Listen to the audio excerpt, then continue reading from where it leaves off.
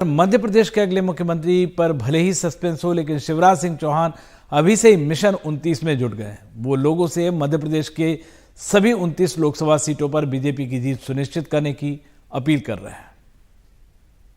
खिसियानी बिल्ली खंबा नोचे, ईवीएम ने हरा दिया, ईवीएम ने हरा दिया।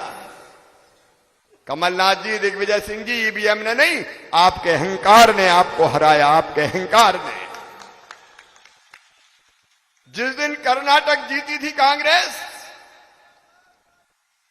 कर्नाटक जिस दिन कांग्रेस जीती, उस दिन मध्य प्रदेश में भारतीय जनता पार्टी की जीत पक्की हो गई, क्योंकि अहंकार से भर गए। अब तो बन गई सरकार, जीत गए। लोगों ने तो कपड़े सिला लिए, सूट, मंत्रिमंडल बन गया। विभागों के लिए लड़ाई चल रही थी, कौन सा विभाग किसको देंगे, लेकिन उनने नहीं देखा कि जनता का प्यार और मेरी लाडली बहनाओं का आशीर्वाद कहां बरस रहा है। मेरे बहनों और भाइयों, मैं मिशन 29 पे निकला हूं। मिशन 29 है लोकसभा के चुनाव में भारतीय जनता पार्टी को मध्य प्रदेश की 29 सीटें जिता के श्रीमान नरेंद्र मोदी जी के गले में 29 कमल की माला डालना है प्रधानमंत्री बनने के लिए।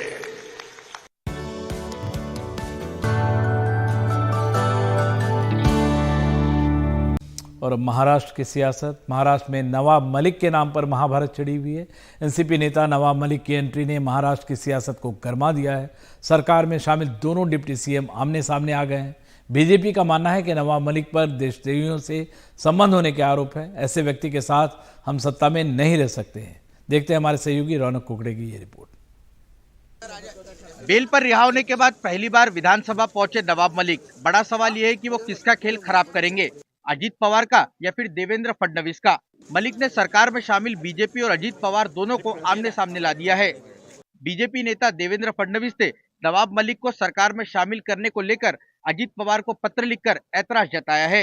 दाऊद के गुर्गों के साथ जिनकी सांठगांठ है, जिनका व्यापार है, इस प्रकार के आरोप किसी व्यक्ति विशेष पर हो तो क्या राष्ट्र हित में होगा ऐसे व्यक्ति को स्वीकारना? जो दाऊद के साथ जुड़ा हुआ, जो देशद्रोही के साथ जुड़ा हुआ है, तो क्या राष्ट्र का हित पहला नहीं देखना चाहिए हमें? इसलिए आदरणीय देवेंद्र जी ने सही कहा, सत्ता आएगी सत्ता जाएगी, पर हमारे लिए राष्ट्र सर्वोपरि है। एकनाथ शिंदे की पार्टी ने भी बीजेपी के सुर में सुर मिलाया है। उन्होंने भी नवाब मलिक को किनारे करने की मांग की है। नवाब मलिक के बारे में उसके ऊपर राजद्रोह का खटला चालू है और ये गंभीर गुनाह है, छोटा मोटा गुनाह नहीं है। तो इसलिए ऐसे लोग सभागृह में हमारे सत्ते में, हमारे साथ में बैठ के सत्य का आनंद लेंगे, ये हमें पसंद नहीं है, ना ये हमारी भूमिका है। इसलिए देवेंद्र फडणवीस साहब ने जो कहा है कि हम सत्य में उनको हमारे साथ में रखना नहीं चाहते, पार्टी ने उनका अलग से डिसीजन लेना चाहिए, वही हमारी भूमिका है। पहले ये समझ लेते हैं कि पूरा मामला क्या है। नवाब मलिक पर आरोप है कि उन्होंने मुंबई के कुर्ला इलाके में अंडरवर्ल्ड डॉन दाऊद इब्राहिम के करीबियों से जमीन खरीदी। उन पर मनी लॉन्ड्रिंग के आरोप भी लगे, जिसके बाद ईडी ने उन्हें गिरफ्तार किया था। 18 महीनों तक जेल की सलाखों के पीछे रहने के बाद कोर्ट ने सेहत के आधार पर उन्हें बेल दी। बेल पर रिहा होने के बाद मलिक जब विधानसभा पहुंचे तो विधान भवन में एनसीपी के सत्ताधारी विधायक जहां बैठते हैं उसी कड़ी में बैठे, जिसके बाद से ये हल्ला मच गया है।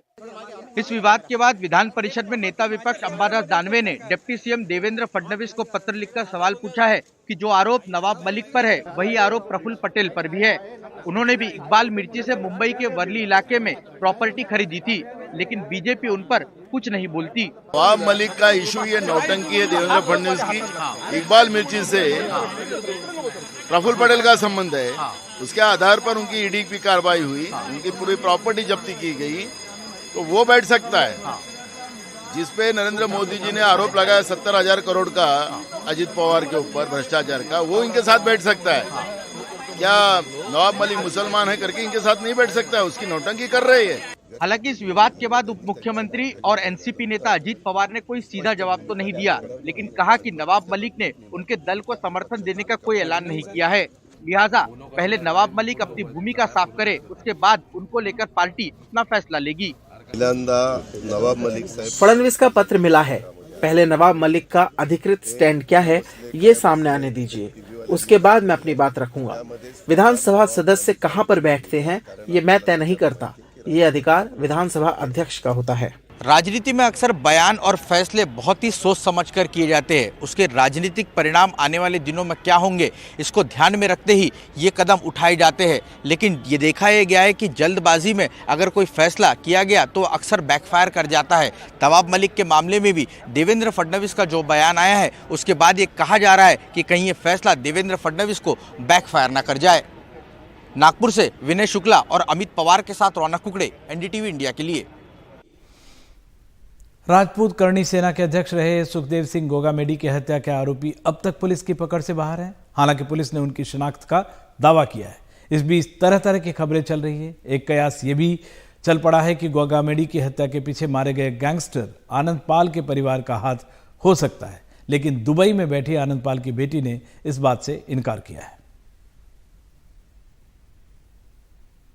सुखदेव जी कौसा हमेशा से हमारे पारिवारिक सदस्य रहे हैं, परंतु कुछ दिनों से कुछ असामाजिक तथ्यों, प्रशासन व मीडिया द्वारा भ्रांति फैलाई जा रही है कि मैं काकुसा की हत्या में लिप्त हूं।